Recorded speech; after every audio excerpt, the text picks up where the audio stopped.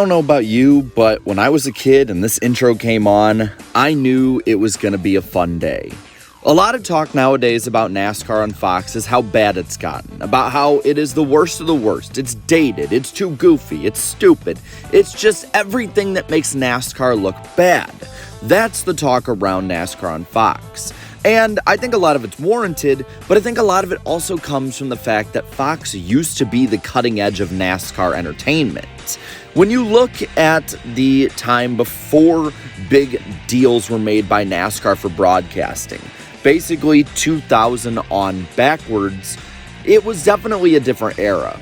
The graphics were not up to snuff with what any of us today would even want, or especially what people back then would probably want.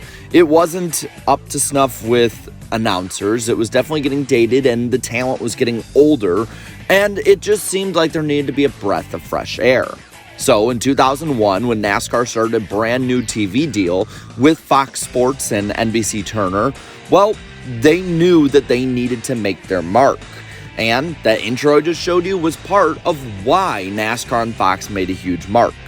Now, I want to say why NASCAR on Fox was good, but first we need to get the time frame here.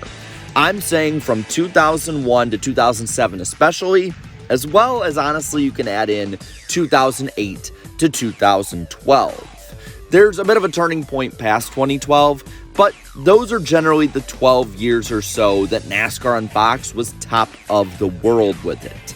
So why were they so good? Well, to start out with, it was the energy. Like I said, a lot of the older broadcasts were kind of getting with older broadcasters, and because of that, the broadcast felt a bit slower than what modern audiences would want. It wasn't as fast-paced as the sport itself. So to have high energy, that's what really helped.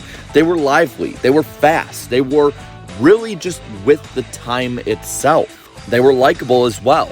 That energy they had was infectious. It was like the energy a fan would have at the track. When you're watching, you're seeing these cars go by, you're watching this action all over the track.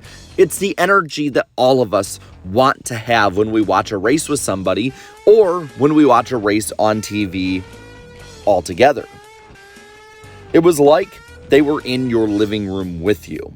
And basically, it modernized broadcasting for NASCAR at the time. Them and NBC really did things that we take for granted today. For instance, you have the graphics that they had. The graphics were top-notch for the time. Before then, there rarely ever was a rolling ticker. There weren't these different graphics showing the speed a car was going, showing in-car, showing all of these different things. The music was really fun, and it fit the NASCAR vibe. And add into all of this, they went in depth and covered stuff in a way that NASCAR broadcasts never had before. But being fresh and new only helps you really in the short term, because that newness can wear off if you don't have the right people there. And I think this is the key ingredient to why NASCAR on Fox was just so damn good when it was on top of the world. The personnel. And we got to start off with Mike Joy. Mike Joy is a god amongst men when it comes to broadcasting NASCAR. The man has such a great knowledge of history and at the time was just starting to get into his prime. He had a bit of youth to him as well, but with that experience, and he was somebody that NASCAR fans could trust. He had some of the greatest calls in NASCAR history while on Fox, and to this day, while maybe not being as good as he was in his prime, he is still a worthy person to have up there by any means, and should be a first ballot Hall of Famer as soon as he retires from the booth. But the thing is, how was he so great on top of just announcing? Well, he was great because he was a leader. He knew when to talk and when not to talk, when to let the broadcast speak for itself. He knew also when to rein in his co-hosts up there in the booth, DW and Larry Mack. And let's get into it with those two up there, starting with Larry Mack. He was a crew chief that was right off the box. He knew everything that was going on with the car, and it was pretty clear why he would be nicknamed America's crew chief. He had a ton of in-depth talk about what the crew chiefs were doing and why, for instance, a guy would dominate the start of a race and then fall into the back, or why somebody would have, been coming up through the pack towards the end of it. There were tons of different things that he could help with that the layperson and modern new NASCAR fan wouldn't understand, and he could lay it out in a very simple way, but still be engaging and fun and energetic. It fit the vibe that NASCAR on Fox was going with his excitement. And speaking of excitement, you gotta go and talk about Darrell Waltrip if you're talking about NASCAR on Fox. It's probably fair to say that Darrell Waltrip was the identity of NASCAR on Fox. While they had great personnel all around him, DW was such a big personality that it was hard to avoid liking him.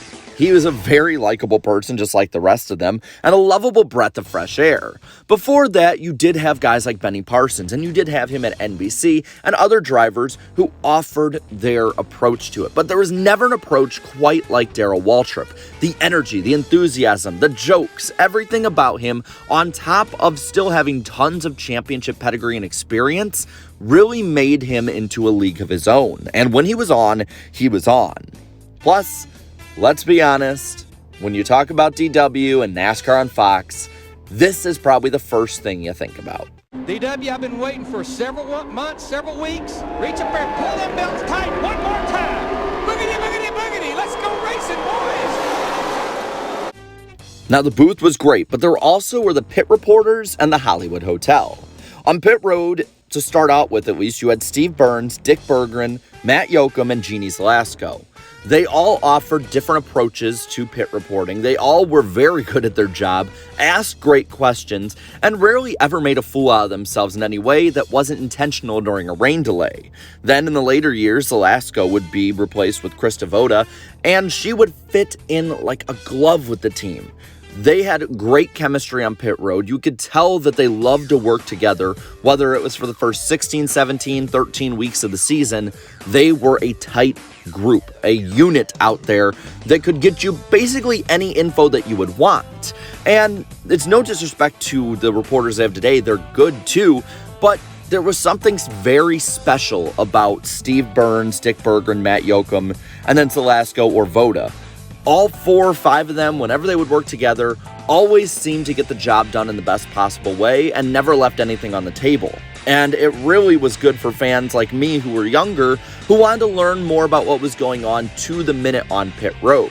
They really, in a lot of ways, laid out the modern pit reporter process. And then in the Hollywood Hotel, you had Chris Myers and Jeff Hammond. Myers coming over from just Fox Sports in general and covering other sports. He covers the NFL as well as baseball, but with the Hollywood Hotel, he had the ability to have that professional, calm presence while also being able to hand it over to people who knew more than him.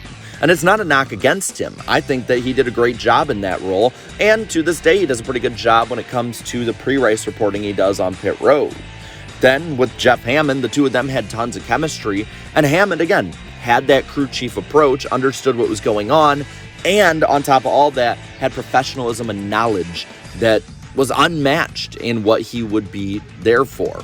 Each one of these people had a specific role, and they fit into them perfectly, and the chemistry showed and oozed out of the screen in great ways. And there were some other factors. Some they couldn't even control. Some they could. For instance, Fox Sports being at the start of the season, I think, was a huge help to them being able to do what they wanted. They didn't have to cover the championship, even under the Winston Cup format, to the degree that NBC would have to, so they had a bit of area to breathe with. They didn't have to hyperfixate on one thing, or on 3 or 4, maybe 2, maybe even 1 driver. They could cover everything in a big scope, and I think that really helped them out in the long term. Plus, they just captured lightning in a bottle. Something about it was just right, and it screamed NASCAR. And speaking of NASCAR, well, it does help they were in NASCAR's boom period. You would still see everything being put into it because they got the huge audiences. They weren't perfect. They still were goofy at times. They definitely became dated as time went on. But when they were at the top of the world, they were far and away the best broadcasting NASCAR has ever had. Now, almost everything has changed. Mike Joy, Larry Mack, and Chris Myers are still there, though Joy is the only one that is definitively in the same spot that he was in 2001. A lot has changed. Fans do not like Fox Sports really anymore covering NASCAR, and they've been given good reason to not like them. But you can't tarnish the legacy. You can't overlook the legacy that those initial 7 to 12 years really gave. It was a great time to be a NASCAR fan. But now I'm going to pass it on to you and ask, what is your favorite NASCAR on Fox moment? Let me know down in the comments below. While you're at it, leave a like on this video, share this video, and subscribe to this channel for more great NASCAR content. Thank you to all my channel members for your continued support, and be sure to watch the NR Cup Series tonight on IDK Players channel with Chicagoland, the finale and championship fight, as well as the NASCAR Weekly Podcast tomorrow night on Black Flags Matters channel. So, until then, have a good one.